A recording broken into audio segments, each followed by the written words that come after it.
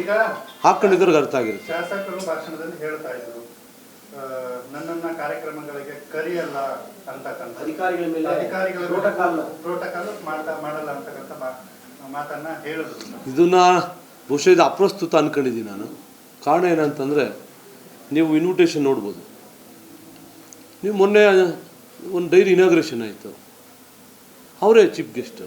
ನಾವು ಶಾಸಕರನ್ನ ಬಿಟ್ಟು ಯಾವುದೇ ಕೆಲಸ ಮಾಡೋದಿಲ್ಲ. ನಾವು ಅವ್ರ ಜೊತೆಲೇ ಕೆಲಸ ಮಾಡಬೇಕು. ನಮ್ಮ ನಾಯಕರೇ ಶಾಸಕರು, ನಮ್ಮ ನಾಯಕರು. ಅವ್ರು ಬಿಟ್ಟು ಮಾಡ್ತಕ್ಕಂಥ ಪ್ರಮೇಯ ಏನಿದೆ? ಯಾಕೆ ಬಹುಶಃ ಯಾವ ಅಂಗಲಲ್ಲ ಮಾತು ಹೇಳಿದ್ರೆ ಗೊತ್ತಿಲ್ಲ ನನಗೆ. ನಮ್ಮ ಲೀಡ್, ನಾನು ಹೇಳ್ಬೇಕಾದ್ರೆ ಏನು ಹೇಳಿದೆ? ನನ್ನ ರಾಜಕೀಯ ಗುರುಗಳು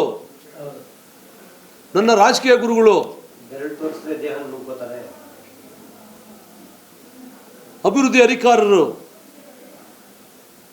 ಈ ಭಾಗದ ಜನಪ್ರಿಯ ಶಾಸಕರು ಹೇಳಿಲ್ವ? ನಾನು ಅವ್ರ ಜೊತೆಲಿದ್ದಿ ನಾವು ಕೋರ್ಡಿನೇಷನಲ್ಲಿ ಕೆಲಸ ಮಾಡಬೇಕು, ರೈತರಿಗೆ ಮಾಡಬೇಕಾಗಿರ್ತಕ್ಕಂಥದ್ದು. ನಾನು ಯಾರಿಗೆ ಮಾಡಕ್ಕೆ ಕೊಟ್ಟಿದ್ದೀನಿ? ನಾನು ಈ ಕ್ಷೇತ್ರದ ಜನರಿಗೆ, ರೈತರಿಗೆ ಮಾಡಕ್ಕೆ ಕೊಟ್ಟಿರ್ತಕ್ಕಂಥದ್ದು. ಅವರು ಶಾಸಕರು ಕೂಡ ಈ ಕ್ಷೇತ್ರದ ರೈತರಿಗೆ, ಜನರಿಗೆ ಮಾಡಕ್ಕೆ ಹೋಗ್ತಿರ್ತಕ್ಕಂಥದ್ದು. ಆ ಥರದ ನಮ್ಮ ನಡುವೆ, ಶಾಸಕರ ನಡುವೆ ಯಾವುದೇ ಭಿನ್ನಾಭಿಪ್ರಾಯ ಇಲ್ಲ. ಬಹುಶಃ ನೀವುಗಳು ಮಾಧ್ಯಮದವರು ಪದೇ ಅದನ್ನು ಕೇಳ್ತಾ ಇರ್ತೀರಿ. ನಾವು ಶಾಸಕರು ಯಾವತ್ತನ್ನು ಮಾತಾಡ್ತಾ ಇದ್ವೋ? ಇವತ್ತು ನಾನು ವೆಲ್ಕಮ್ ಮಾಡಲಿಲ್ವ? ನಾನೇ ಹಾರ ಹಾಕಿ ಹೊಡೆದು ಮಾಡಲಿಲ್ವೋ?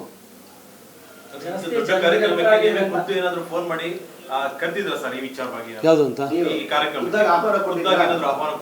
ಇಲ್ಲ. ನಮ್ಮ ಅಧಿಕಾರಿಗಳೆಲ್ಲ ಹೋಗಿ ಕರೆದಿದ್ದಾರೆ. ನಾವು ಕೂಡ ಅವ್ರಿಗೆ ಕರಿತಕ್ಕಂಥ ಕೆಲಸ ಮಾಡಿದ್ದೀವಿ. ನಾವು ಎಲ್ಲ ಪ್ರತಿ ಕಾರ್ಯಕ್ರಮಕ್ಕೂ ಕೂಡ ಕರಿತಾ ಇದ್ದೀವಿ ಶಾಸಕರು. ಯಾವ ಕಾರ್ಯಕ್ರಮಕ್ಕೆ ಮಿಸ್ ಆಗಿದೆ ಗೊತ್ತಿಲ್ಲ. ನಾವು ಬೇಕಾದ್ರೆ ಪ್ರತಿ ಇನ್ವಿಟೇಷನ್ ಕೊಡ್ತೀವಿ. ನಾವು ಅವ್ರದ್ದೇ ಫಸ್ಟ್ ಹೆಸರಿರ್ತದೆ. ಪ್ರತಿ ಇನ್ವಿಟೇಷನಲ್ಲಿ ಅವ್ರದ್ದೇ ಫಸ್ಟ್ ಹೆಸರಿರ್ತದೆ. ಯಾವ ಅರ್ಥದಲ್ಲಿ ಹಂಗೆ ಹೇಳೋರು ಗೊತ್ತಿಲ್ಲ ನನಗೆ. ನಾವು ಶಾಸಕರಂತೂ ತುಂಬ ಚೆನ್ನಾಗಿದ್ದೀವಿ. ಹೇಳಿದ್ರೆ ಶಾಸಕರು ಏನು ಹೇಳಿದ್ರು ಮಾತಾಡ್ಬೇಕಾದ್ರೆ? ಸತೀಶ್ ಒಳ್ಳೆ ಕೆಲಸಗಾರ,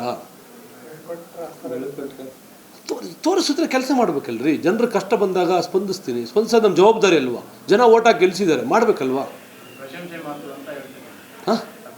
ಮತ್ತೆ ನನ್ನ ರಾಜಕೀಯ ಗುರುಗಳು ನನ್ನ ಮೇಲೆ ಹೇಳಿರ್ತಕ್ಕಂಥ ಪ್ರಶಂಸೆ ಮಾತುಗಳು.